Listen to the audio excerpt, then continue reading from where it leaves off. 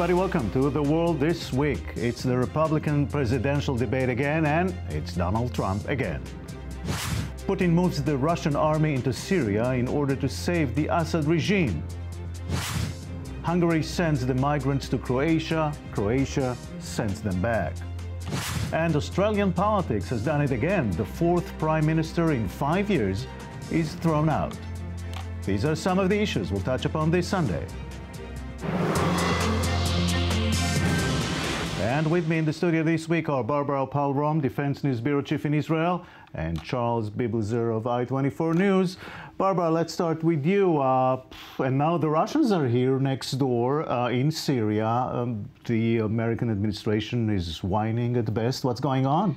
Listen, the stepped-up Russian involvement in Syria is a result of two things. First and foremost, the abject failure of the U.S.-led coalition. Despite a year and this Operation Inherent Resolve, they have not even started to degrade, let alone destroy the Islamic State.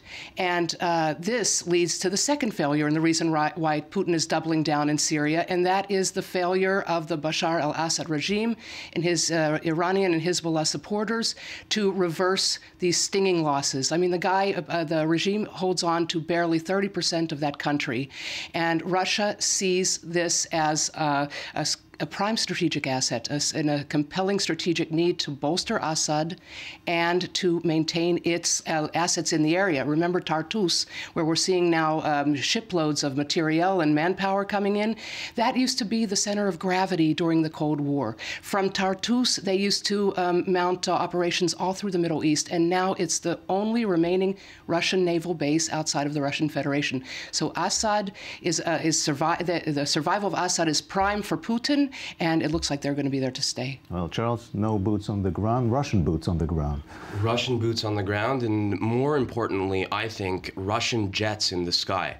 And you have the potential for a major international incident brewing here, with the U.S. on one side, the Russians and the Iranians on the other side. And this is one of the reasons why the White House now is reaching out to the Kremlin, saying that they want to start having talks military to military in order to avert some kind of major crisis that's brewing. Well, let's remember, you have the Iranians and the Russians on one side, and you have Israel a couple miles away, and this is explosive potentially. Absolutely. Less. I mean, they're right there at the border.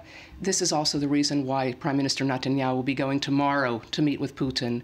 The risk of confliction is greater than ever, it will be greater than ever before. And that's not even if Russia moves from a policy of involvement to a policy of actual intervention. Just imagine if Russian forces are embedded, cooperating with Syrian, Iranian, or Hezbollah forces in the area. Remember, last March, the Israeli strike on Hezbollah operatives in Syria. Well, inadvertently, an Iranian officer from the Quds force was also killed. Imagine.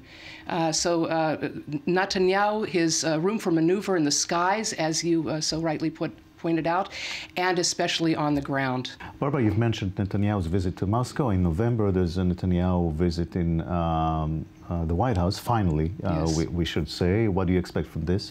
Well, the subject will be, what does Israel need to enhance its security in light of a shifting region, in light of this Iranian deal? Basically, the president wants the president wants Netanyahu to just tell him what they need. What do the Israelis need?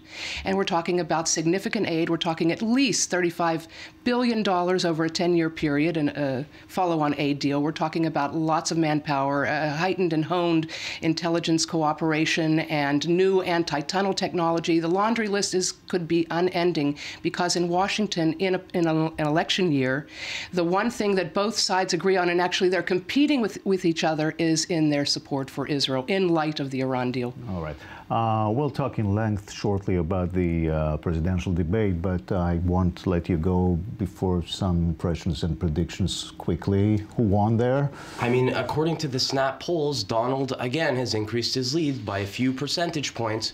The other frontrunner who had gained a lot of ground, Ben Carson, dropped significantly in the polls. A lot of people. Fiorina seems to be cutting into his voter base. She's on the rise. She's now polling in second place. Look out for Marco Rubio, though. Of all the establishment figures, he performed the best and had the biggest initial bump.